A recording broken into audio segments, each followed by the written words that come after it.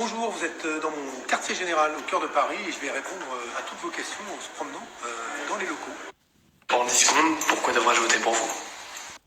Pas besoin de 10 secondes pour vous dire qu'avec moi, vous allez percevoir le revenu universel d'existence, que vous travaillez ou que vous ne travaillez pas. De toute façon, ça vous fera un complément de salaire. Quand est-ce que vous légalisez le cannabis? Voilà.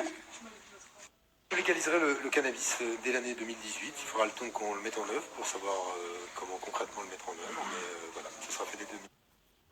Est-ce que vous pouvez nous montrer votre fil Snapchat préféré? Mon filtre Snapchat préféré, voilà, c'est celui-là, sans les lunettes, parce que là je viens de les mettre, mais je ne suis pas marié avec les écolos pour rien. Donc, Flower Power.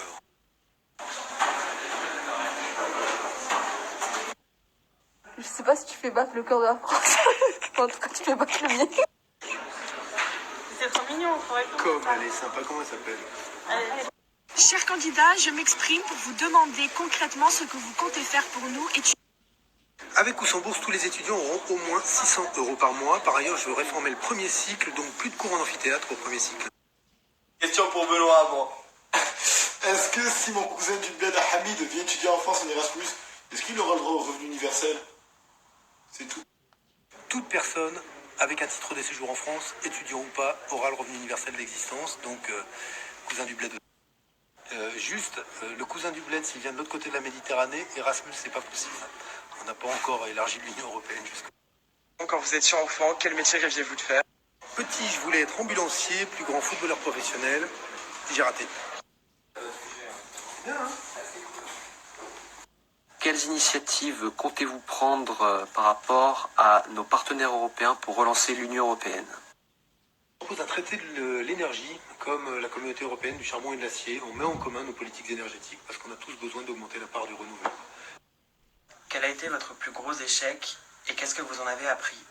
Pour info, c'est grâce à cette question que Miss France est devenue Miss Univers. C'est aussi grâce à cette question, quand j'ai vu répondre Miss France, que j'ai compris que je ne serai jamais Monsieur Univers. Alors, question pour Benoît Hamon. Allez-vous accepter l'invitation dans le bain de Jérém Star?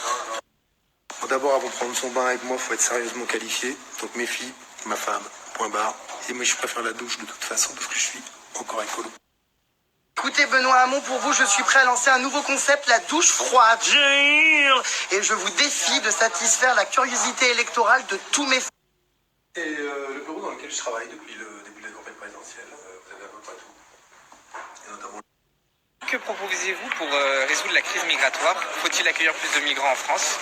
On dit migrants, on devrait dire réfugiés, parce que ces gens-là fuient la mort, la souffrance, le terrorisme. Donc il faut accueillir plus de réfugiés. Bonjour. Est-ce qu'enfin il va y avoir des droits qui vont être accordés aux trans concernant les changements des papiers libres et gratuits en mairie?